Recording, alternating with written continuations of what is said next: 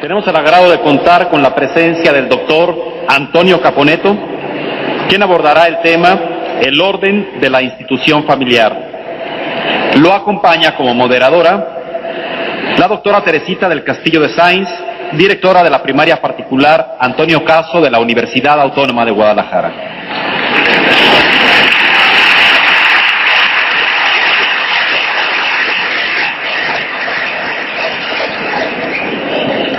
Voy a dar lectura a una parte de la trayectoria profesional del doctor Antonio Caponeto. Nació en Buenos Aires, Argentina. El doctor Antonio Caponeto se recibió de maestro en la Escuela Normal de Profesores Mariano Acosta y de profesor de Historia en la Facultad de Filosofía y Letras de la Universidad Nacional de Buenos Aires, completando sus estudios con una diversidad de cursos centrados en el conocimiento del magisterio de la Iglesia. Ejerció la docencia en todos los niveles de enseñanza. Ocupó cargos directivos en la escolaridad media y asesorías pedagógicas en el ámbito primario y universitario. Ha enseñado también en establecimientos religiosos y castrenses, teniendo a su cargo cátedras de Historia de la Cultura, Política Educativa, Sociología, Antropología Filosófica y Doctrina Social de la Iglesia. Ha dictado numerosas conferencias dentro y fuera de la patria argentina, invitado por instituciones científicas, universitarias, militares y eclesiásticas. Le fue conferido el premio San José por la Liga de Padres de Familia, que entrega anualmente a aquellos que se han destacado por sus cualidades privadas y públicas, tanto espirituales como profesionales. La Universidad Autónoma de Guadalajara lo honró con el nombramiento de profesor honoris causa. El doctor Caponeto colaboró en asesorías editoriales y sus escritos fueron traducidos al inglés y al italiano. Asimismo, incursionó en el periodismo como secretario de redacción de la revista Cabildo y director de la revista Memoria desde 1994. Además, es miembro fundador de la Corporación de Científicos del Consejo Consultivo de la Fundación Gladius y actualmente es miembro de la carrera de investigador científico. Su obra literaria ha sido muy amplia y de ella podemos mencionar algunos títulos, como Pedagogía y Educación, La misión educadora de la familia, Educación y determinismo, El deber cristiano de la lucha, entre otros. Invitamos al doctor Caponeto a iniciar con su conferencia. A todos, muchísimas gracias. Son varios y muy dolorosos los ataques que recibe hoy la institución familiar, ataques que la desordenan, la desorbitan y la sacan de quicio, pero que también nos comprometen a nosotros a recuperar esta institución, a restaurarla y a reivindicarla, porque junto con Dios y con la patria, el hogar es la tercera filiación del hombre que lo hace al hombre cabalmente criatura. Todos tenemos una filiación divina, somos hijos de Dios, y todos tenemos una filiación histórica, somos hijos de una patria, pero también todos tenemos una filiación carnal y doméstica, somos hijos de un hogar. Dios, patria, hogar, he aquí la divisa del occidente cristiano, he aquí el pendón victorioso por el cual nosotros hemos de estar dispuestos una vez más al combate y a la victoria. Pero ¿cuáles son los ámbitos en los cuales se desordena la institución familiar? Diríamos esquemáticamente que ellos son 5. La institución familiar es desordenada en su esencia, a través de las distintas formas de poligamia y de las distintas formas de desacralización del vínculo marital. En segundo lugar, la familia es desordenada en su finalidad, ya sea escamoteando el fin primario del matrimonio, que es la fecundación generosa y fecunda, así como distorsionando el sentido del mutuo perfeccionamiento entre los esposos, ese amor recíproco entre los esposos que debe prevalecer. En tercer lugar, la familia es desordenada en el ámbito de la autoridad, nivelando a los padres con los hijos, socavando la autoridad paterna y materna y cuestionando incluso la necesidad de la jerarquía, esa escala de los más nobles designios que dice Jeffrey. La jerarquía es eso, una escala de los más nobles y los más altos designios. Cuando se le quita al hombre el sentido jerárquico de la vida es porque quiere vulgarizárselo y aplebeyárselo. Pero el cuarto ámbito en el cual se desordena la familia es el de la natalidad, ya sea negando la centralidad de los hijos en el hogar, ya sea contraconcibiendo o concibiendo con manipulaciones genéticas. Y el quinto y último ámbito en el cual se desordena la institución familiar es el ámbito del amor, mediante la ruptura de ese orden de las preferencias que definen el verdadero amor, de ese ordo amoris del que aquí también se ha hablado, mediante los afectos desordenados que, inoculándose en la familia, terminan por desorbitarla, por desproporcionarla y por sacarla de su verdadero quicio. Estos ataques a la institución familiar no se dan solamente en el plano teórico, que ya de suyo sería grave, gravísimo que se dieran estos ataques en el plano teórico. Son ataques prácticos. Hay, diríamos, una verdadera praxis agresiva contra la institución familiar, que se trasunta en leyes y en congresos tanto nacionales como internacionales, en proyectos y planificaciones de organismos mundiales, todos los cuales ejecutan una sistemática ofensiva antifamiliar que ilustrativamente ha sido calificada por la Santa Sede como cultura de la muerte. Las leyes divorcistas, por ejemplo, las leyes que anarquizan, debilitan o suprimen el ejercicio de la patria potestad, las leyes que amparan o promueven la promiscuidad, la indistinción entre hijos legítimos e ilegítimos, o las leyes que favorecen los vicios contra natura cuando no los respaldan de un modo activo. Pues bien, todo este conjunto de medidas prácticas constituyen otras tantas manifestaciones de esa cultura de la muerte, otras tantas manifestaciones de esos ataques que desordenan, desorbitan y desquician a la familia, como decíamos al principio. De allí la importancia de hablar del orden. ¿Cuál es la respuesta nuestra al desorden? ¿Cuál debe y cuál puede ser nuestra respuesta al desorden? Pues el restablecimiento del orden, la predicación del orden, la ejemplificación del orden y la conciencia plena de que el orden es posible. Pues afirmemos el orden a través de 7 premisas fundamentales. La primera de ellas es que la familia es una institución natural y necesaria que nuclea a padres e hijos. Esta institución natural y necesaria ha sido bien definida por Santo Tomás de Aquino como la unión ante Dios de uno con una y para siempre. Reparemos en cada uno de los términos de esta definición. Unión ante Dios, no unión profana o desacralizante, unión ante Dios. De uno con una, varón y mujer, mujer y varón, no caben perspectivas del género. Varón y mujer, mujer y varón.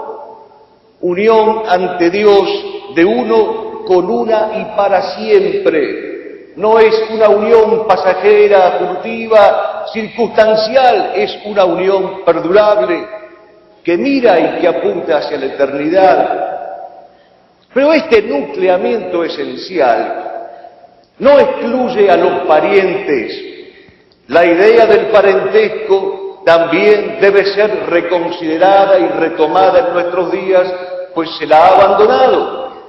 Y sin embargo es una idea que estaba muy presente en la cultura griega y en la cultura romana.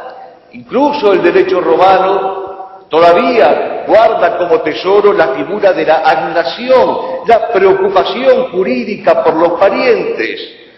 Y todavía están para nuestra consideración los venerables textos de los maestros helénicos que nos hablan de la virtud de la observancia, de la virtud de la piedad, como constitutivos de esa gran virtud que es la justicia. Nosotros católicos tenemos que hacer carne esta premisa que también entendieron los antiguos paganos. No hemos de olvidarnos de los antepasados, no hemos de olvidarnos de los muertos, porque una patria es también la tierra y sus muertos, la tierra y sus tumbas señeras. Y ante esas tumbas señeras y queridas y entrañables y respetadas, nosotros seguiremos repitiendo con la liturgia: que brille para ellos la luz que no tiene fin. Es una institución natural y necesaria porque procede del interior del hombre, no depende de la ley positiva, es el fruto de una tendencia, de una inclinación interior, natural, espontánea. De allí que Santo Tomás de Aquino, comentando la ética nicomaquea de Aristóteles, califica al hombre de un ser naturalmente conyugal, puesto que si el hombre no establece nupcias inmanentes, puede y debe también realizar nupcias más altas y mejores y más hondas, que son las nupcias trascendentes. Es el caso del sacerdocio, el caso de la vida consagrada. La familia, entonces, y esta es la primera afirmación del orden, es anterior a la sociedad civil, no es efecto de la sociedad sino su causa. La familia no es el fruto de una evolución natural, como todavía insisten en decir ciertos evolucionistas. Por el contrario, la familia, ha dicho el Papa León XIII, es el semillero de la República. He aquí entonces nuestra primera afirmación del orden. Pero vayamos a la segunda. La institución familiar monogámica es necesaria y natural, y no un producto ideológico de determinadas opciones históricas. Monogámica es la familia creada por Dios para que nos resultara arquetípica a lo largo de todos los siglos. Monogámica es la familia que en condiciones de normalidad física y psíquica han fundado los hombres como el fruto de esa inclinación interior, universal, espontánea.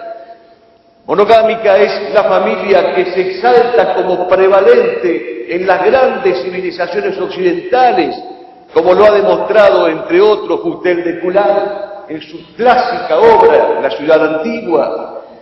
Y monogámicas han sido las uniones que más respetaron y tutelaron pueblos como los sumerios, los germanos, los visigodos, los burgundios, los asirios, los homeritas, y un sinfín de pueblos antiguos, tanto de Oriente como de Occidente, porque hay que tener mucho cuidado con este error. Así como es falso el planteo evolucionista, que ve en el monoteísmo un punto de llegada después de sucesivas experiencias politeístas, es igualmente falso el esquema que presenta a la monogamia como el decantamiento en el tiempo de otras tantas e interminables posiciones poligámicas, pues es exactamente al revés. En el principio fue un solo Dios, creador de un varón y de una mujer, unidos ante Él para siempre. El pecado original explica el alejamiento y la degradación del hombre de este principio rector, primordial y principal, pero más allá de la caída y de las consecuencias, fue recurrente aquí y allá y por todas las culturas la unión exclusiva y excluyente de una pareja formada por la unidad indisoluble de una criatura masculina y una criatura femenina. No existe ningún caso en la historia en que la promiscuidad, o también llamada teoría del vagus concubitus, haya surgido como institución reconocida o venerada. Existió, pero existió como una anomalía, como un alejamiento del canon, de la norma y del principio. Existió, pero como una degradación. Antes bien, fue la fijeza y la recíproca unicidad en las relaciones conyugales las que resultaron siempre la medida paradigmática para medir precisamente una verdadera civilización. Y así lo admitió incluso el mismo Darwin en su obra El origen del hombre, a propósito de unas observaciones sobre los primitivos habitantes de Tierra del Fuego, que hasta Luis Marín en sus cursos de la Escuela de Antropología, e incluso la misma Sociedad de Antropología de Londres, en el año 1879, abordando un caso específico, el caso de los Minkopis, aborígenes del archipiélago de Andamán en el Golfo de Bengala, tuvo que expedirse la Sociedad de Antropología de Londres para aclarar que la misma Sociedad de los Minkopis había reconocido a la monogamia como la familia arquetípica y normativa, contrariamente a lo que los evolucionistas sostenían. Todos estos reconocimientos han permitido que nuestro maestro, el padre Leonardo Castellani, hablara y meditara acerca de la trascendencia del matrimonio fiel y único e incluso religioso convertido en el centro de la sociedad. Es que aún en el Islam, la designación cuasi institucional de la favorita en medio de matrimonios múltiples o de uniones múltiples no hacía y no hace sino corroborar esa ley natural de la monogamia, quebrada pero nunca vencida, y bajo cuya tutela deseó vivir siempre la humanidad, tal como escribe bellamente el cardenal Gomá. Cada vez que se anheló recuperar la familia como obra de la divinidad, se pensó en la familia monogámica, la unión ante Dios de uno con una y para siempre. Es que fuera de estas nupcias monogámicas, dirá también Papini en su informe sobre los hombres, no hay sino lujuria y tinieblas, porque en el primer matrimonio Adán fue uno con Eva, y aunque en las fugas del exilio los descendientes de los desposeídos perdieron toda memoria de las primeras bodas que lo tuvieron a Dios por celebrante, Jesucristo volvió a restaurar el orden inaugural del Padre, y desde entonces Eva forma parte nuevamente del pecho de Adán. El hombre debe recordar estas primeras bodas que lo tuvieron a Dios por celebrante y por testigo, porque lejos y fuera de estas bodas no hay sino lujuria y tinieblas, oscuridad y caos, y el hombre no debe desunir lo que las manos eternas han anudado. Tercera afirmación del orden. La familia está fundada sobre el sacramento del matrimonio. Unión íntima entre el varón y la mujer, decíamos, e indisoluble, libremente contraída, públicamente afirmado y abierto a la transmisión de la vida. Estas son las propiedades a las que no puede ni debe renunciar la institución familiar. La mentalidad moderna hecha contra natura ha querido y quiere reemplazar la noción de matrimonio por la palabra contrato. Incluso en ciertos países recientemente avanzados, como en Suecia, simplemente se distingue entre matrimonios documentados e indocumentados, como si todo consistiera en hacer un trámite en la ventanilla municipal de turno.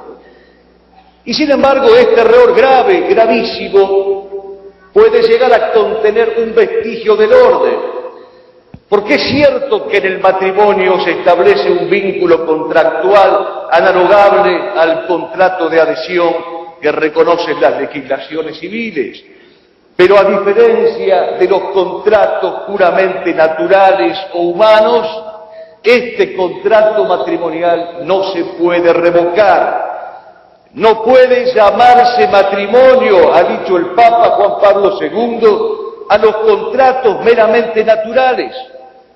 El valor institucional del matrimonio, agrega el pontífice, debe ser reconocido por las autoridades públicas.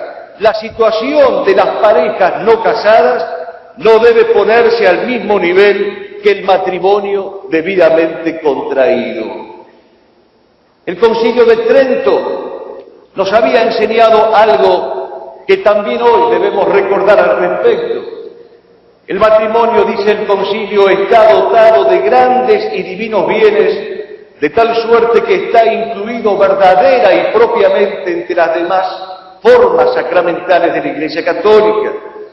Llámase matrimonio porque la mujer debe casarse principalmente para ser madre, o por ser propio de la madre concebir, dar a luz y criar a los hijos. Se llama también unión conyugal, dice el Concilio de Trento, porque la mujer legítima se enlaza con su marido como con un yugo. Asimismo, se llama nupcias, porque como dice San Ambrosio, las doncellas por causa del pudor se cubrían con un velo, con lo que parece significarse también que deben obedecer y estar sujetas a sus esposos. Es necesario entonces volver a afirmar este principio del orden. Hay que aprender a nacer, a crecer, a vivir y a morir en familia. Hay que aprender a nacer, a crecer, a vivir y a morir respetando los sacramentos de la Iglesia. Hay que aprender a llamar a las cosas por su nombre: matrimonio, unión conyugal, nupcias. Alabemos y celebremos las realidades tales como salieron de las manos del Padre. Cuarta afirmación del orden: los hijos son un bien del matrimonio y el fin principal de su consumación. Esto implica necesariamente la condena del aborto, la condena de la contraconcepción y de la manipulación genética. Suele apelarse a veces a una casuística emocionalista, a un criterio sentimentaloide al cual bien se hizo referencia aquí ayer, criterio según el cual, para justificar el aborto, se habla del peligro de muerte de la madre, de casos de violación o de estupro, del embarazo de enfermas mentales. Y bien, Dios nos proteja de estos males que son males. Recemos con sinceridad a Dios pidiendo que nos proteja y nos preserve a nosotros y a nuestros allegados de estos graves males. Pero hay una regla de oro para no equivocarse. Un mal no se remedia con otro mal. No se puede hacer un mal para que venga un bien. El embrión es persona humana, persona viva e inocente desde el instante mismo de su gestación. Y esta afirmación es hoy una afirmación empiriométricamente demostrable. No se trata de un argumento metafísico ni de una hipótesis teológica. Aunque así lo fuera, tendría un valor inmenso e indiscutido, porque no podemos seguir nosotros subestimando a la ciencia teológica y a la ciencia metafísica. Pero lo reitero para los incrédulos o para los más escépticos: la afirmación de que el embrión es persona humana desde el instante mismo de su concepción es hoy una afirmación que hace la ciencia médica. Y traigo a modo de ejemplo la declaración formal que al respecto hizo en la Argentina la Academia Nacional de Medicina el día 24 de agosto de 1994. Aclaro, para quienes no tienen por qué saberlo, que esta institución es laicista y que no pertenece en absoluto a ninguna de las instituciones de la Iglesia Católica o de confesión religiosa alguna. Sin embargo, en 3 puntos terminantes, la Academia Nacional de Medicina declaró expresamente lo mismo que acabamos de decir. No es este un argumento teológico y metafísico. Por cierto que ellos lo dicen para cubrirse, para que no se los acuse de teólogos o de metafísicos, pero han dicho, para nuestra alegría y para nuestra confortación, que efectivamente se trata de una demostración irrefutable. También se suele arguir a veces con que el bien de muchos es preferible al bien de pocos. Es preferible, dicen algunos, que la madre viva para cuidar a los hijos ya nacidos. Pero este principio valdría y se podría aplicar si los bienes en cuestión fueran bienes equiparables. Pero no son bienes equiparables porque el bien de los ya nacidos con su madre viva es vivir mejor para que los cuide su madre, mientras que el bien del que va a nacer y al cual se mata es simplemente el bien de la vida, y el bien de la vida es superior al bien del vivir mejor, más cuidado, más protegido y cómodamente. Pío XII nos enseñaba que esta, sin embargo, es una falsa disyuntiva y hay que salvar la vida de ambos, la vida de la madre y la vida del hijo. Quien nos lo ha dicho poéticamente ha sido Saint-Exupéry. Salvaré al niño si es preciso contra la madre, porque primeramente él fue de ella, pero ella es ahora de él. Salvaré el sentido del amor para que puedas pertenecerle, contra el falso amor que sería solo tuyo como una adquisición o como un derecho. Salvaré la fuente en que bebes contra tu sed, si no morirás en el espíritu aunque no mueras en la carne. Salvaré el sentido de la permanencia. Tampoco cabe admitir ninguna casuística emocionalista o sentimentalista para justificar la eutanasia, el infanticidio, ante casos desgarradores de minusvalía o de monstruosidades físicas.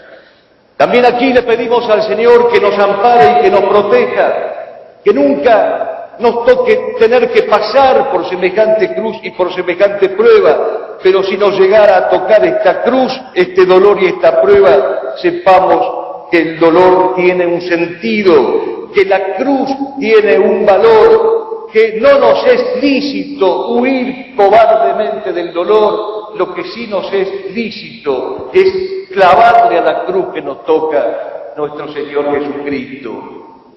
Siempre será oportuno y prudente recordar aquel episodio tan conocido que protagonizó el célebre doctor Lejeune, católico militante y médico ilustre.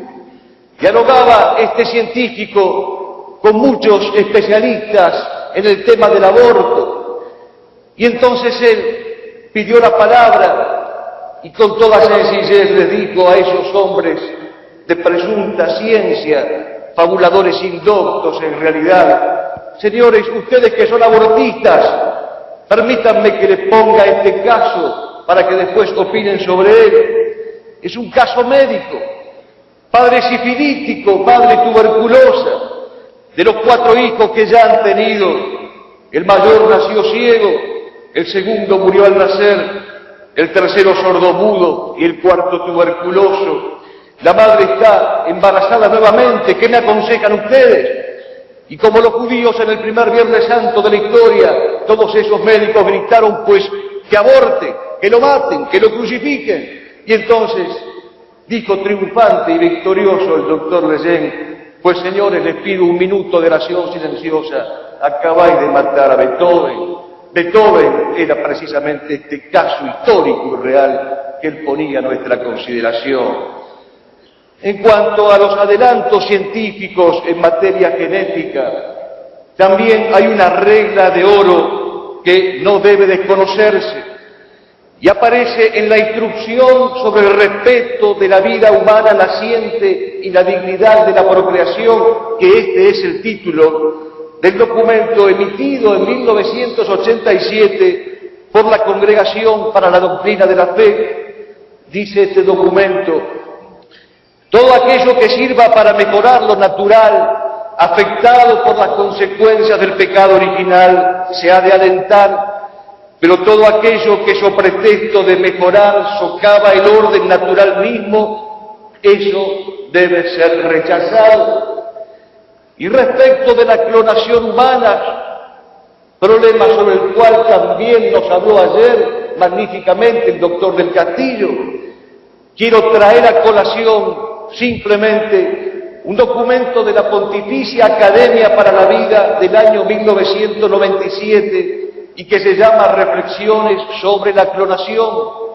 Dice aquí la Pontificia Academia: en el proceso de clonación se pervierten todas las relaciones fundamentales de la persona humana, la filiación, la consanguineidad, el parentesco y la paternidad. Esta concepción selectiva del hombre desarrollará el convencimiento de que el valor del hombre y de la mujer ya no depende de su identidad personal, sino solamente de aquellas cualidades biológicas que pueden ser apreciadas y por ello seleccionadas. La clonación, agrega el documento, experimental, es inmoral en todos los casos, ya que supone una reducción arbitraria del cuerpo humano a mero instrumento para la investigación. El proyecto de clonación humana representa la terrible deriva a la que se ve empujada una ciencia sin valores.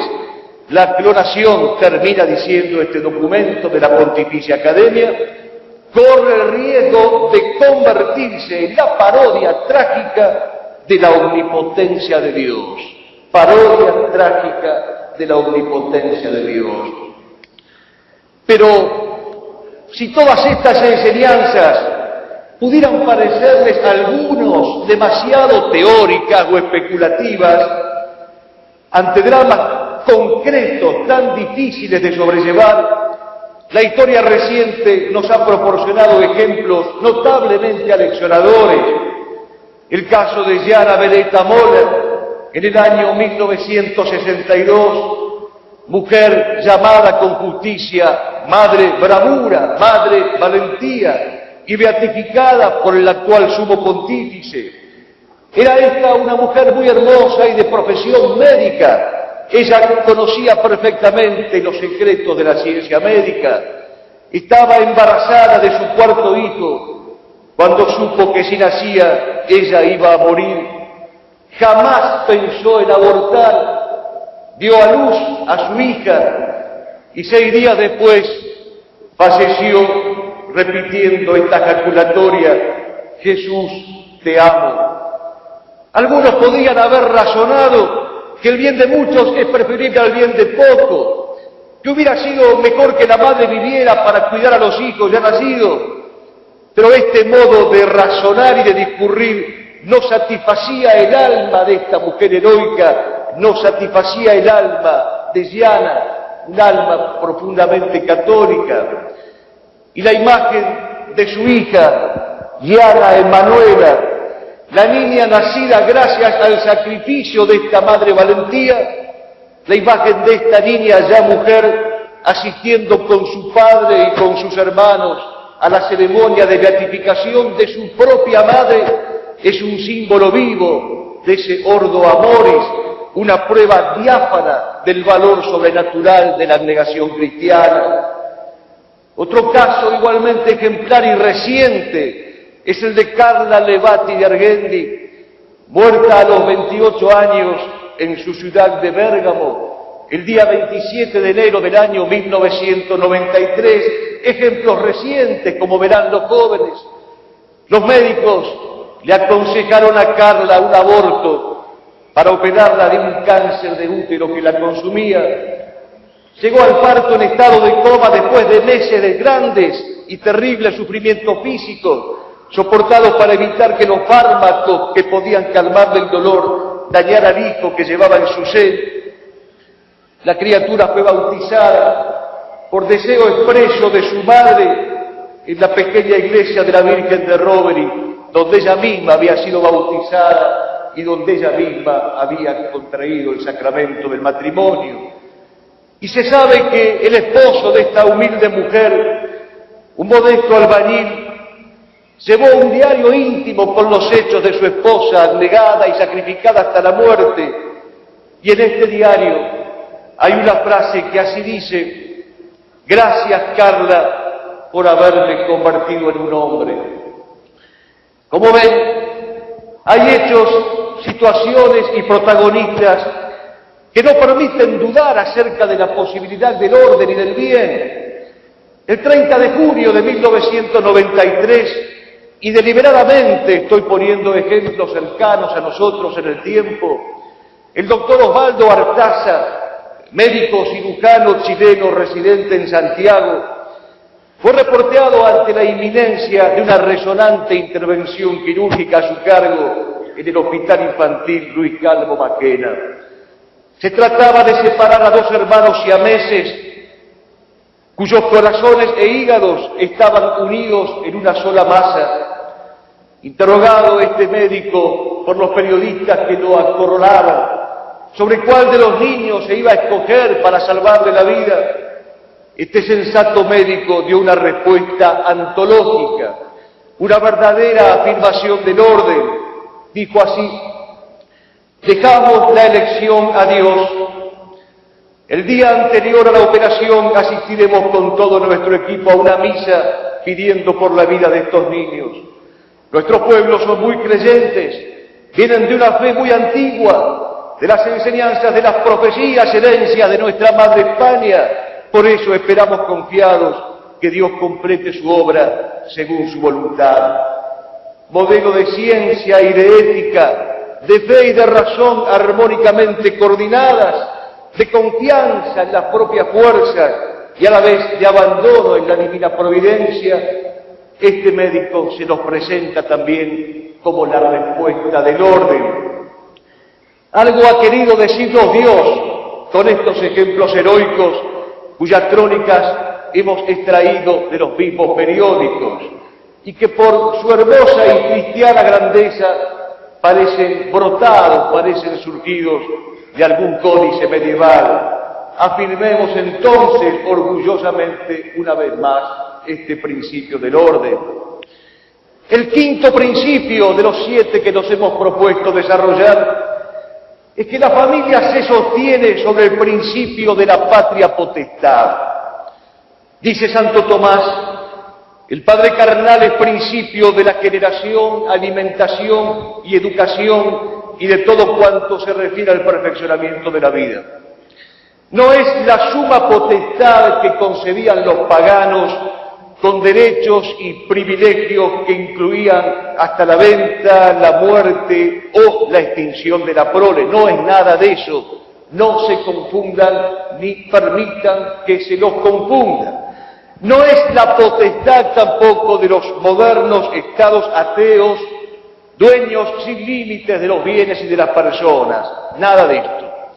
La patria potestad, definida en la doctrina católica, es el conjunto de obligaciones y de deberes que tiene el padre y que incluye la guarda y la vigilancia de sus hijos, no el abandono ni la despreocupación o la indiferencia, la asistencia física como la alimentación y el cuidado de la salud, la representatividad de los intereses de sus hijos, tutelarlos y asumirlos, e implica también la educación de la prole, puesto que bien decía el gran Alfonso el Sabio: multiplicar non se puede el pueblo en la tierra solamente por facer fijos, si los que hubieran fecho no los supiesen criar y guardar de tal modo que lleguen a ser verdaderamente hombres. Solo entonces se podrá hablar de los derechos de la patria potestad. Primero son los deberes y después los derechos. La patria potestad se define primeramente como un servicio abnegado y no como un beneficio. Pero una vez cumplidos esos deberes que son exigitivos, le cabe al padre como jefe de familia una potestad domiciliaria esto es el derecho a fijar un domicilio y a tener a sus hijos en su hogar, la potestad disciplinaria, esto es el derecho a exigir obediencia con severidad y con suavidad a la vez. Padres, no irritéis a vuestros hijos, dice el apóstol San Pablo, hijos, obedeced a vuestros padres. La potestad cultural, esto es el derecho a transmitirles la herencia y el patrimonio espiritual, y aún la potestad económica, esto es el derecho a orientar y a sugerir a los hijos aquellas profesiones u oficios o empleos o trabajos que pudieran serles prudentemente aconsejables. Así definida entonces, como conjunto de obligaciones, de responsabilidades y de deberes, la patria potestad no puede ser conjunta, ni compartida, ni indistinta. Es una altísima, grave, sacrificada, abnegada e irrenunciable responsabilidad del varón. Las obligaciones de la patria potestad pesan sobre los dos esposos, pero en primer lugar es responsable el padre. San Pablo lo ha dicho en la carta a los Efesios 5, 22, 26, y les pido que presten atención a la lectura de este breve texto. Las mujeres subordínense a sus propios maridos como al Señor, pues el varón es cabeza de la mujer como Cristo es cabeza de la Iglesia. Quiere decir que la analogía divina fundamenta esta preeminencia. No es una preeminencia de beneficio o de expoliación, no es una preeminencia para la obtención de regalías, no es una preeminencia para la comodidad o para el acomodo. El Padre prevalece en tanto analogado como Cristo prevalece, dispuesto a dar la vida como la dio por todos nosotros. El matrimonio, entonces, en tanto unión amorosa de personas, se rige ciertamente por la igualdad jurídica ontológica, puesto que todos somos hijos de Dios, todos somos criaturas hechas a imagen y a semejanza de Dios, pero en tanto institución tiene jerarquías, porque sería absurdo y peligrosísimo, dice Aristóteles, negar la noción de autoridad. Nos daría como consecuencia precisamente lo que estamos viviendo, la anarquía, el desorden y el caos. Si alguna duda nos quedara sobre el verdadero significado de la patria potestad, volvamos los ojos hacia San José, el mejor esposo. Leer las jornadas de la peregrinación josefina es como abrir un libro sabio de peripecias y de sacrificios. San José sufre el dolor humilde del pesebre, la aflicción de la sangre vertida, la amargura de la profecía cumplida, los temores de la huida, las tribulaciones del niño que se pierde y que en principio no se encuentra, pero San José todo lo sufre y lo carga y lo sobrelleva sobre sus hombros para que puedan reposar la esposa y el pequeño. A su lado nos sentiremos más niños y oiremos de nuevo dentro de nosotros la callada resonancia de un lenguaje aprendido en la noche de Belén. A San José entonces, modelo de varón y de esposo, le diremos una vez más: tu vara en flor velaba triunfadora, ruiseñor del perfume ante la cuna, y en un cielo sonámbulo de luna los gallos despertaban a la aurora. La sexta afirmación del orden es que el matrimonio y la familia se fundan en la virtud de la fidelidad. Solo el matrimonio vivido en fidelidad permite alcanzar eficaz y convenientemente los fines de la familia. El hombre no debe separar lo que Dios ha unido, porque el hombre ha dado su palabra. Y si hasta los antiguos paganos de Roma consideraban que había un vínculo inescindible entre el nomen y el numen, entre la palabra proferida ante la luminosidad de los dioses, ¿cómo no vamos a creer nosotros en la palabra que adoramos a un Dios que es el Verbo hecho carne y que habita entre nosotros? No podemos separar lo que Dios ha unido precisamente porque hemos dado nuestra palabra. Esta fidelidad implica la unión y la entrega recíproca, el deber de la asistencia en la bonanza y en la adversidad, el vivir en comunión espiritual y el anhelar juntos el mismo proyecto de vida, que no es un proyecto subjetivo, capcioso o arbitrario, es nada más que el cumplimiento del plan de Dios. La fidelidad, virtud particularmente olvidada y traicionada en nuestros días, es aceptar los vínculos naturales y sobrenaturales, es adherirse a ellos con tenacidad y con fuerza, es arraigarse y es enceparse, y es velar por esas raíces y por esos vínculos, y es aceptar que existen bienes permanentes que no son negociables, es atreverse a colocar en los frentes de nuestras viviendas aquella consigna que colocaban los hogares católicos del medioevo: Domus Fidelis, he aquí una casa fiel. La infidelidad sobreviene cuando hay una mala concepción del amor. Es por eso que tenemos que distinguir entre el amor de benevolencia y el amor de concupiscencia. El amor de benevolencia desea el bien del amado, busca al otro como cosujeto, como co-creador, mientras que el amor de concupiscencia desea al amado como un bien sensual, egoísta, privado, posesivo, lo busca no como sujeto sino como objeto. El amor de concupiscencia dice: te quiero y por eso te necesito como bien privado. El amor de benevolencia, en cambio, dice con Saint-Exupéry: no tocarás a tu mujer hasta las bodas para que tu lecho resulte victorioso. El amor verdadero no se gasta, más da, más queda. El amor verdadero es como el vino: cuanto más viejo mejor.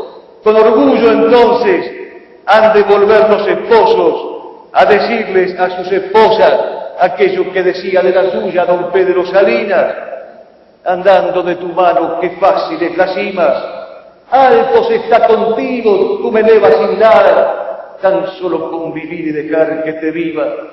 Tus pasos más sencillos en ascensión acaban, y en la altura se vive sin sentir la fatiga de haber subido. Tú le quitas al trabajo, al afán, su gran color de pena, y en descensos alegres se sube, si tú guías la inmensa cuesta arriba del mundo. Hay una cuestión muy ligada a la virtud de la fidelidad, olvidada también en nuestros días, que es la llamada falsa independencia de los esposos. En la práctica, esto lleva a una triple ruptura del orden natural: la ruptura del orden marital, la ruptura del orden paternal y la ruptura del orden filial y fraternal. Se rompe el orden marital con la liberación de las funciones del esposo y de la esposa, con el igualitarismo falaz. La familia se convierte entonces en una sociedad en comandita.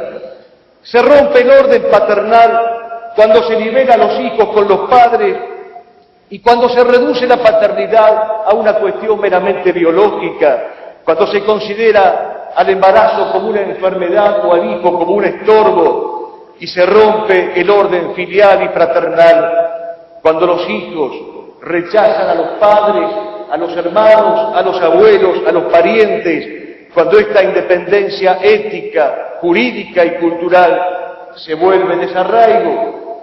Por eso el Papa Pío XI nos prevenía acerca de tres falsas emancipaciones femeninas: la emancipación fisiológica, aquella mediante la cual la mujer pretende erigir el egoísmo en ley natural y cree que su cuerpo es nada más que un artefacto para su propio placer personal; la emancipación económica, que convierte a la mujer y al varón ya no en un matrimonio, en un sacramento, en la unión de uno con una ante Dios y para siempre, sino en una empresa redituable de altísima competencia, en donde el esposo y la esposa precisamente se pelean entre sí por ver cuál de ambos ingresos es superior, o la emancipación social peligrosísima en nuestros días que le ha hecho creer a la mujer que su plena realización está solo y fuera del hogar.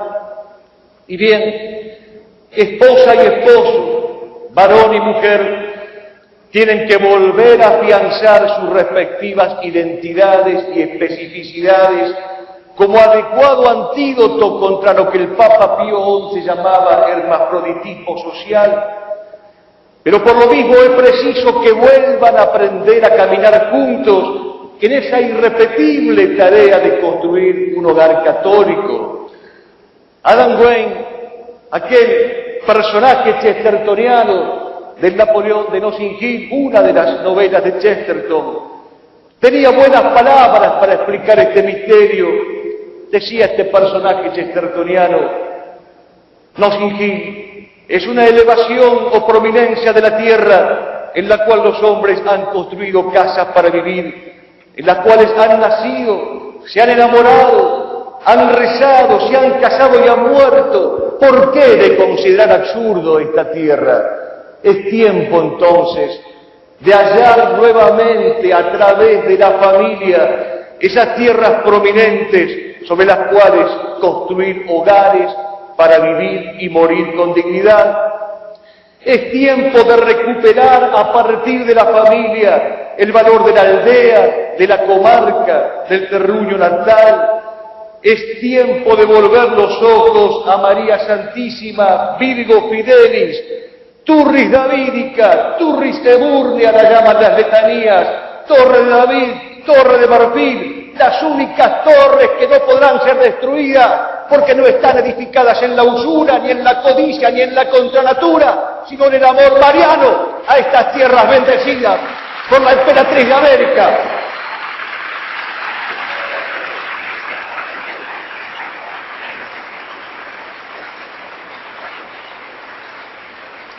Y la séptima y última afirmación del orden es que lo propio de la familia es la recta crianza. Se salvará la mujer por medio de la crianza, dice el apóstol San Pablo. Crianza sostenida en el rescate y en el ejercicio de todas las virtudes, en el rechazo teórico y práctico de los vicios, en el elogio del pudor y del decoro, en la celebración de la decencia, en la restauración de las tradiciones religiosas y patrióticas. Crianza que imprima carácter y que forje las mujeres y los varones necesarios para el buen combate y para la victoria aún pendiente y necesaria. Pero no nos equivoquemos tampoco en esto. Para criar a un hijo hay que tener en cuenta la tradición, guardar las tradiciones, nos dice el apóstol, el derecho a la continuidad del que nos hablaba Ortega y Gasset, porque el hombre es un heredero. No está hecho para la ruptura, no está hecho para la segregación ni para la atomización, no está hecho para la transitoriedad, el hombre está hecho para la permanencia y la certeza. Para criar a un hijo se necesita una mujer que tenga plena conciencia de que su mayor riqueza, su mayor don, es el don de dar la vida, y que su mayor perfección es el misterio de alumbrar otros seres. Conforme lo enseña Santo Tomás de Aquino, solo la causa que alcanza su perfección encuentra su efecto. La mujer perfecta, esa que tanto se busca en estos días crepusculares, tenebrosos y sombríos, no es la que asoma en las figuras de los escenarios, en los desfiles de moda, pero es la que brota en el milagro de cada maternidad lúcida e íntegramente aceptada, por humilde e ignoto que sea el sitio y el nombre donde los hechos transcurran. El glorioso cardenal Mindszenty, cardenal de hierro, testigo de la Iglesia del silencio, mártir de Cristo, mártir de la fe contra la barbarie marxista, paladín de los católicos en Hungría, escribió un libro estremecedor y bellísimo que se llama La Madre, y dice allí el cardenal Mindszenty: dime una palabra que conozcas de música y melodía, de cantos y de decides, de risas y de lágrimas, de rayos de sol y fulgores de luna. Dime una palabra, no encontrarás ninguna como la palabra madre. El rostro del hombre, aunque esté trabajado por la edad, se vivifica al pronunciar la palabra madre. Para criar a un hijo se necesita el sentido común, el señorío sobre todas las cosas y la serenidad de distinguir y de jerarquizar en cada momento. No son los sentidos destemplados, no son las impresiones engañosas, no son los fenómenos tornadizos y cambiantes los que deben imponer su ritmo a la crianza familiar. Es el decálogo, son los 10 mandamientos, porque para criar a un hijo se necesita también el castigo justo, que no es violencia, no es iracundia, no es descontrol nervioso o abuso de autoridad, es simplemente estar alerta y corregir los extravíos con una severidad teñida de protección y teñida de ternura, porque el castigo de un padre a un hijo, como la línea en el dibujante, no tiene que ser trazada por la mano, sino por la inteligencia. Para criar a un hijo se necesita la humildad y el estilo austero de la vida, lejos de la adulación y del servilismo, de las lisonjas y de las protecciones excesivas, de las vanidades del consumismo frívolo, porque la abundancia no dice relación con la riqueza y siempre nos vendrán bien las privaciones soportadas con entereza, las mortificaciones sobrellevadas con hidalguía, los bienes arduos conquistados con tesón. Para criar a un hijo al fin se necesita el descubrimiento de los elementos, el suelo que piso y del cual brotan las raíces y los frutos, el agua que bebo y que vivifica la naturaleza toda, recuperándola de la sequedad y de la infertilidad, el viento que me sacude y que me obliga a construcciones firmes y duraderas, ese fuego sin el cual me mordería el frío o la intemperie.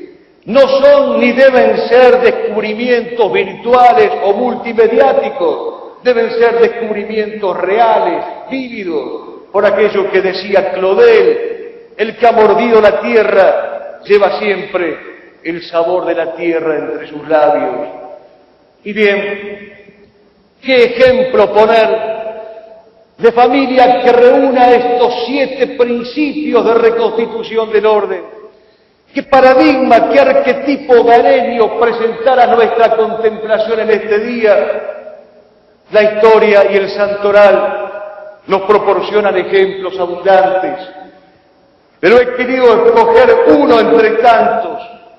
En primer lugar, porque resulta en sí mismo admirable, pero además como un homenaje modesto y personal de gratitud a este bravío territorio de Jalisco y a su gente, que desde hace ya casi una década tiene la generosidad de albergarme.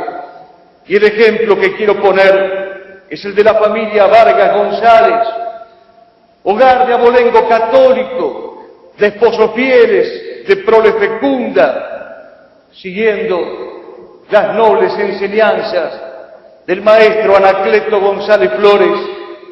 2 de sus miembros, los hermanos Ramón y Jorge Vargas González, padecieron persecución, cárcel y torturas por defender a Cristo Rey y a la patria mexicana, hasta que finalmente fueron asesinados, convirtiéndose en otros de los tantos mártires de la epopeya cristera.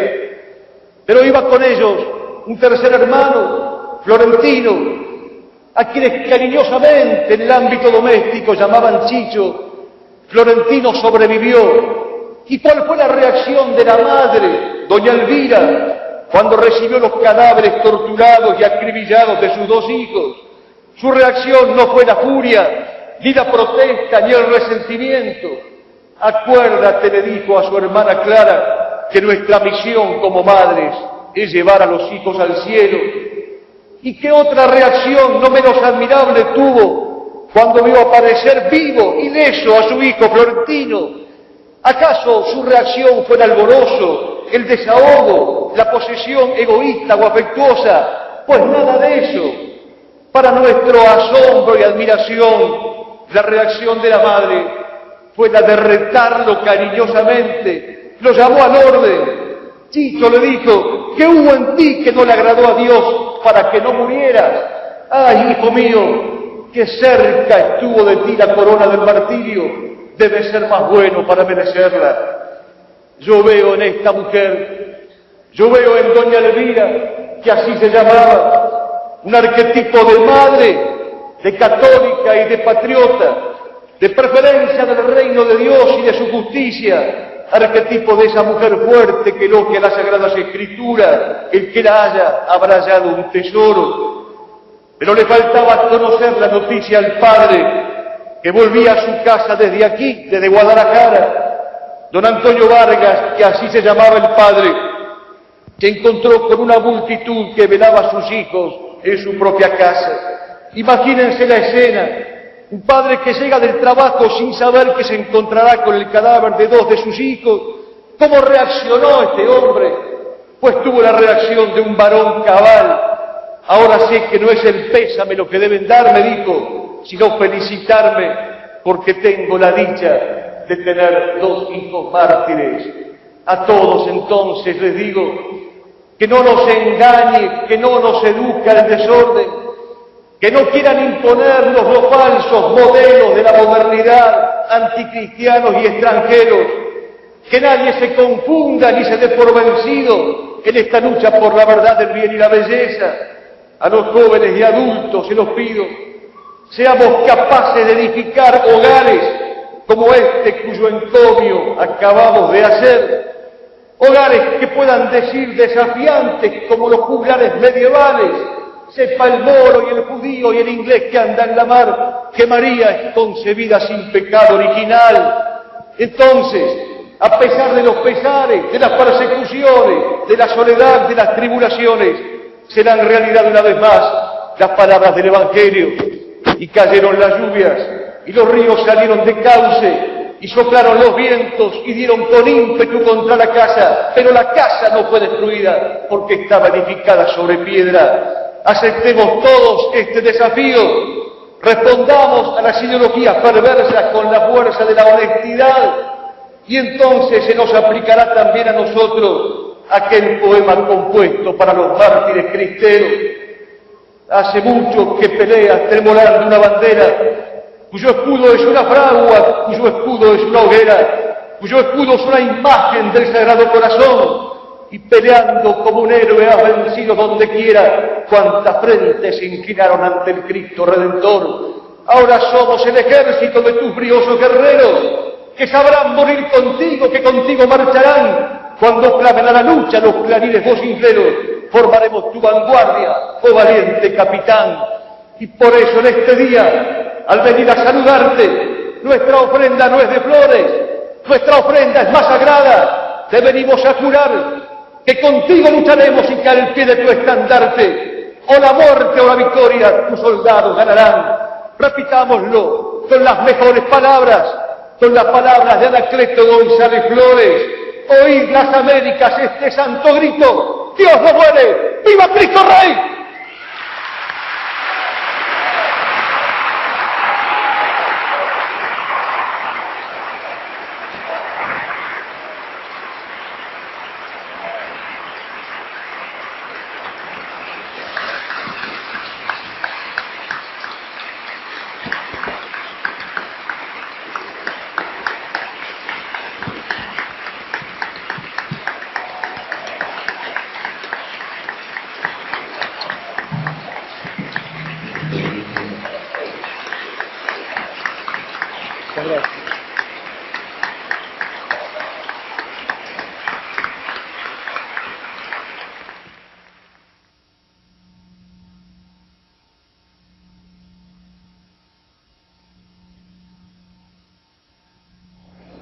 En primer lugar, una gran felicitación al doctor Caponeto con nuestro agradecimiento por su magnífica exposición. Las preguntas son muchas las que han llegado aquí. Vamos a hacer una selección y, por supuesto, como se ha estado mencionando, en la página web se contestarán todas. Doctor Caponeto, usted dice que la mujer debe sujetarse al hombre en el matrimonio católico, pero en el estado actual de la sociedad, cuando la mujer escucha lo anterior, le provoca risa. ¿Qué nos dice usted al respecto? No soy yo quien propone esta sumisión, sino el apóstol San Pablo. Por lo pronto aclaremos los derechos de autor, pero además esta sumisión es una sumisión amorosa, no coactiva, ni está indicando de parte del varón una esclavitud o una expoliación o un ultraje. Es, como intenté aclararlo en el transcurso de la charla, una cuestión de preeminencia jerárquica analogable a la preeminencia de Cristo sobre su Iglesia. El varón es cabeza de la mujer como Cristo es cabeza de la Iglesia. Si las mujeres modernas, como me indica quien me pregunta, se ríen de esta afirmación paulina, pues Dios no se deja burlar, Dios no consiente la risa de los estúpidos, de modo que sería mejor que esas mujeres recuperaran la gravedad y la seriedad, y el mejor modo es acudiendo con docilidad a las páginas de la Sagrada Escritura. Doctor Caponeto, ¿es permitido el divorcio cuando hay violencia intrafamiliar? ¿Es pecado huir de tu casa si hay violencia intrafamiliar y el más afectado es la mujer? El divorcio nunca es legítimo. Una cosa es la separación de los esposos, prevista y contemplada en todo el magisterio eclesiástico por razones de fuerza mayor, como las que aquí se invocan. Una cosa es esa separación provocada por lo que se llama habitualmente incompatibilidad de caracteres o por situaciones extremas, y otra cosa es el divorcio, que en ningún caso es legítimo, ni recomendable, ni permitido. En cuanto a la ilicitud de la fuga, se supone que estamos hablando de una situación extrema en la cual ya el hogar, los padres, no puedan obrar de contención natural. Ciertamente se trata de una patología penosa, pero para tomar la decisión de la fuga de un hogar, previamente habrá que haber agotado todos los recursos anteriores y previos. Estamos hablando de una respuesta final, de una respuesta última a un caso que, según me lo plantea, desdichadamente ya no tendría solución. Pero como en todas las soluciones extremas y quirúrgicas, siempre hay pasos previos, pasos graduales. Pues empecemos por aplicar estos pasos previos y graduales, empecemos por ver cómo podemos reconstituir un hogar en el cual las circunstancias sean tan graves que puedan llevar a un miembro de ese hogar a pensar en la fuga del mismo. No remediemos las cosas de un modo mutilante si la podemos recuperar de un modo sanante.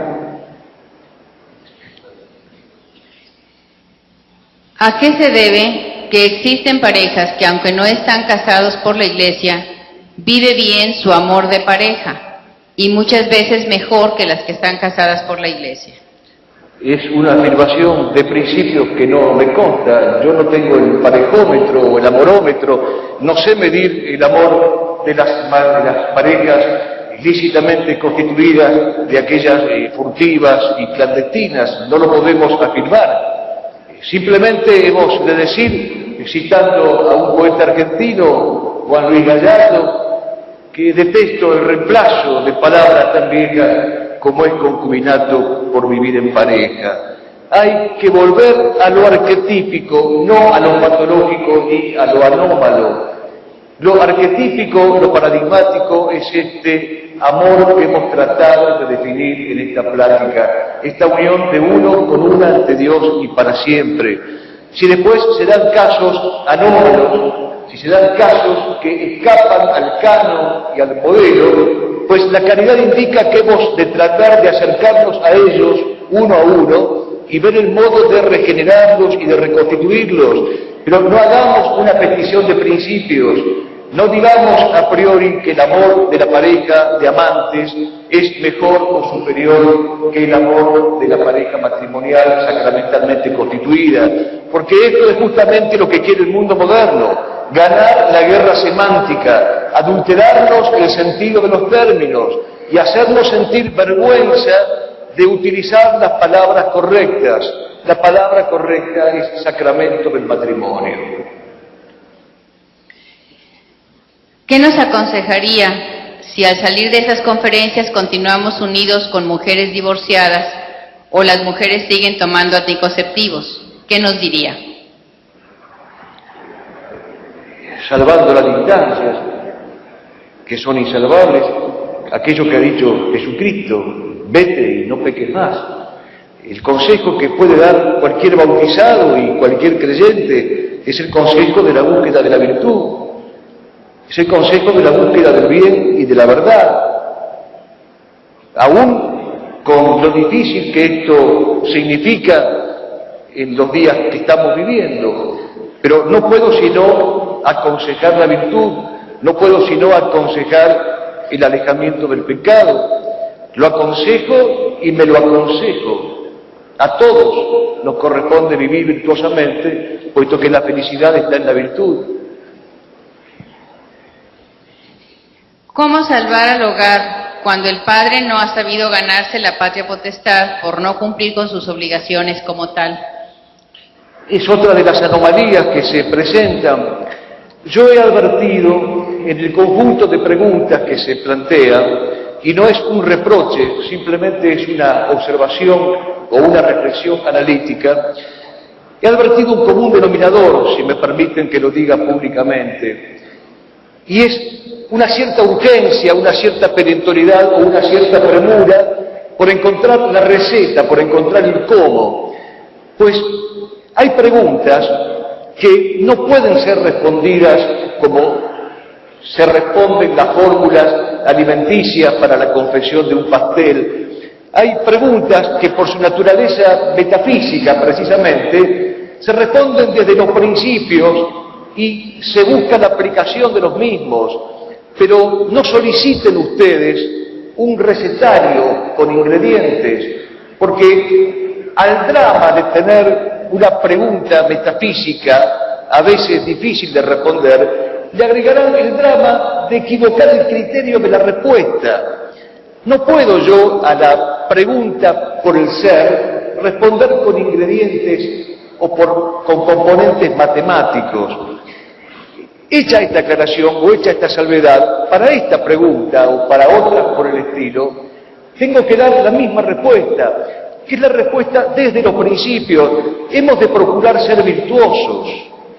Si la inteligencia del hombre está ordenada por la virtud de la prudencia para alcanzar la verdad, si la fortaleza es la virtud que ordena mi voluntad para alcanzar el bien, y si la sensibilidad está ordenada por la virtud de la templanza para alcanzar la belleza, pues entonces tendré un hombre justo, es decir, un hombre con las 4 grandes virtudes cardinales: prudencia, justicia, fortaleza y templanza.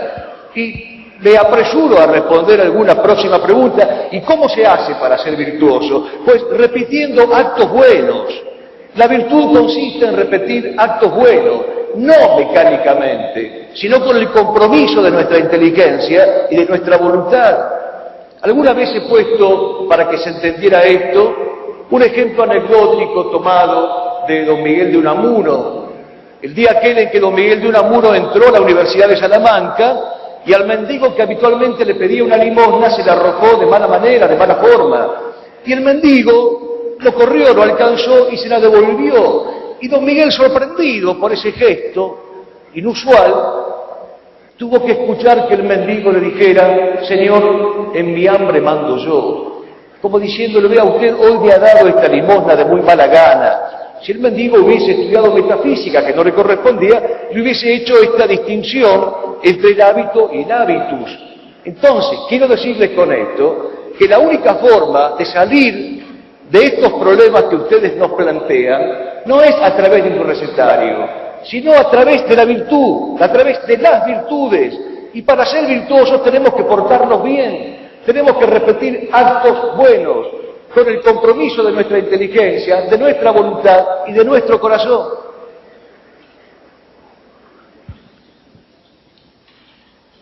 Sabemos que cualquier madre daría la vida por sus hijos, pero a su vez, ¿qué hijo no daría la vida por su madre? Creo que si el feto tuviera la capacidad de decidir, se negaría a nacer provocando la muerte de su madre y vivir toda una vida sin ella, llevando la misma suerte a sus hermanos. Lo platicábamos ayer a propósito de una amable conversación con uno de los sacerdotes amigos. La historia es historia de lo que fue, no de lo que pudo haber sido.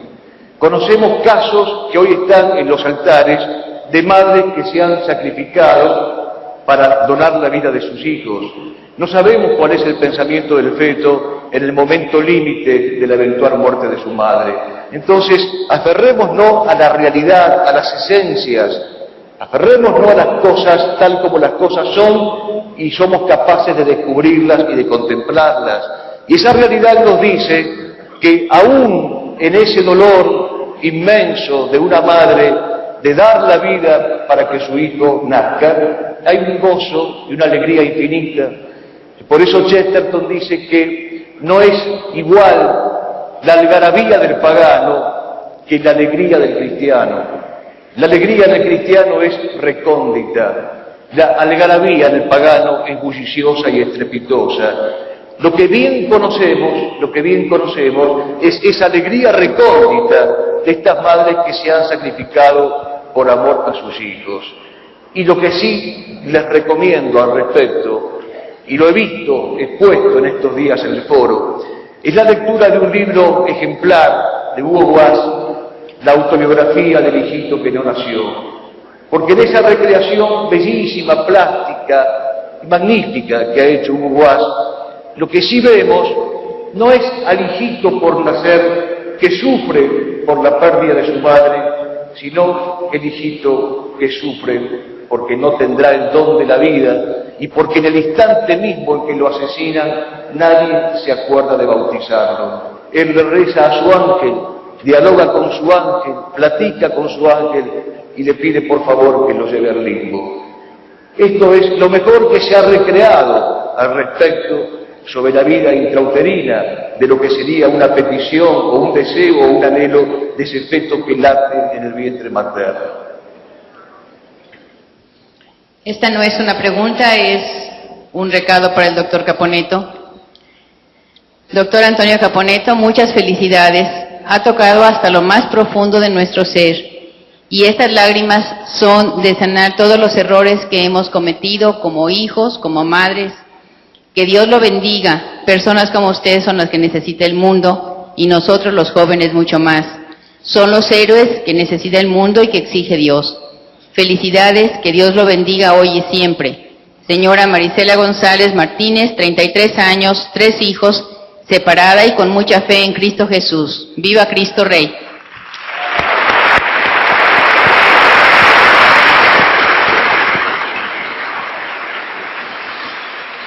¿Hay más preguntas?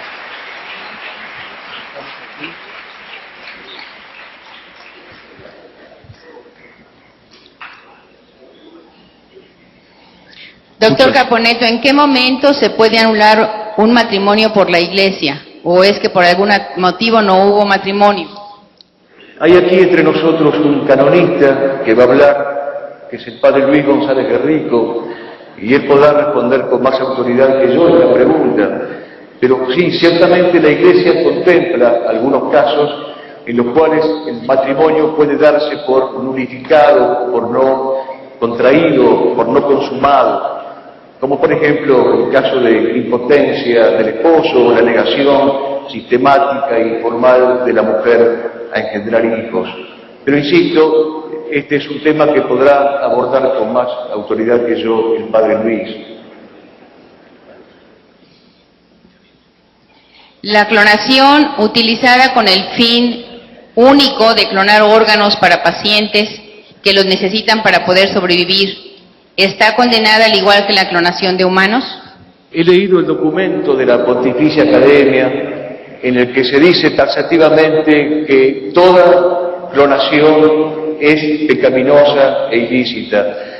En ningún caso el fin justifica los medios, en ningún caso podemos hacer un mal para que sobrevenga un bien. Esta es una norma ética muy conocida y lamentablemente también muy olvidada. Vamos a proceder a dar lectura a la relatoría de la conferencia del doctor Caponeto, que estuvo a cargo de la licenciada Sofía Villavicencio Márquez, investigadora del Centro de Estudios Humanísticos de la Autónoma de Guadalajara, y del licenciado Flavio Mota Enciso, director de la Dirección de Apoyo para el Aprendizaje. Doctora Teresita, por favor. Conferencia del orden en la institución familiar, expositor, profesor doctor Antonio Caponeto. El desorden familiar se encuentra hoy dolorosamente generalizado. Las agresiones a la institución hogareña no solo no han cesado, sino que han ido adquiriendo, junto al respaldo legal, el carácter de hechos consuetudinarios. Se nos propone hoy una cultura de la muerte. Si tal y tan grave es el panorama, urge hablar del orden. Afirmemos en primer lugar que la institución familiar es necesaria y natural, y no un producto ideológico de determinadas opciones históricas. Es una unión ante Dios, uno con para siempre. Es anterior a la sociedad civil, no es su causa. Afirmemos en segundo lugar que la institución familiar es monogámica. Monogámica es la familia creada por Dios para que nos resultara arquetípica a lo largo de los siglos. Monogámica es la familia que en condiciones de normalidad física y psíquica han fundado los hombres como el fruto de una inclinación interior universal y espontánea. Afirmemos en tercer lugar que la institución familiar está fundamentada en el sacramento del matrimonio. No es un simple contrato, es irrevocable. El matrimonio es unión conyugal e impone nupcias.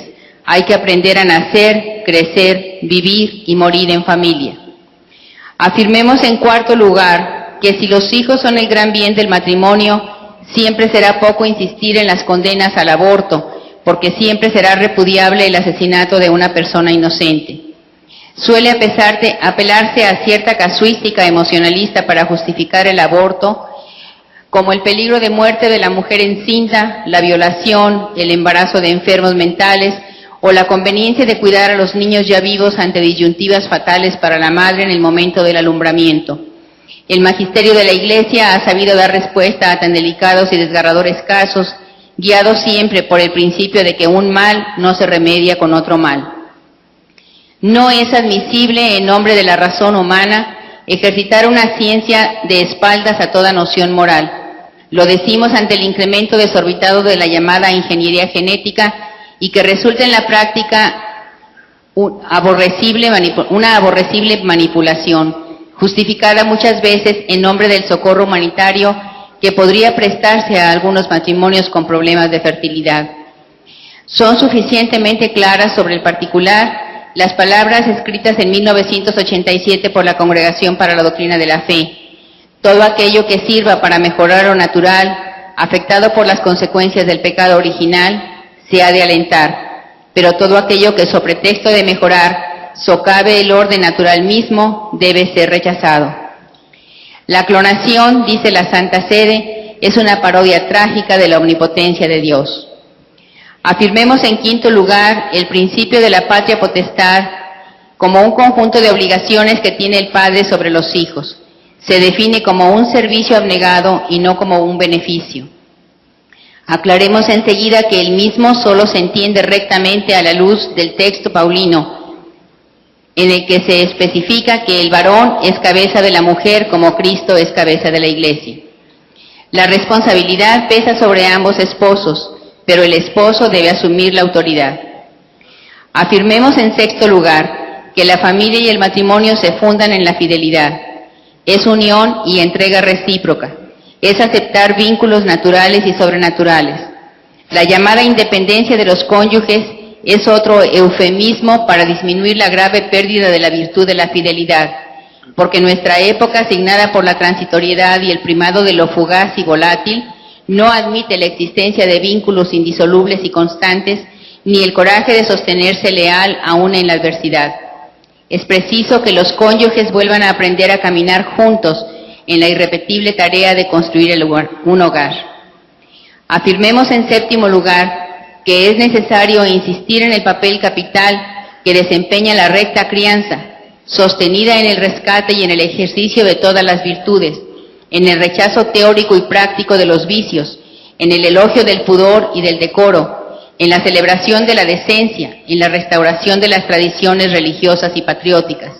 Crianza que imprime carácter y forje las personalidades necesarias para el buen combate. Para educar se necesita el orden y el sentido común, el señorío sobre todas las cosas y la serenidad de distinguir y de jerarquizar en cada momento. No son los sentidos destemplados ni las impresiones engañosas, ni los fenómenos tornadizos y cambiantes los que deben imponer su ritmo a la institución familiar. Es el decálogo que nos enseña lo que debemos hacer. Doctor Caponeto, muchísimas gracias otra vez por su brillante exposición. Muchísimas gracias. Muchísimas gracias.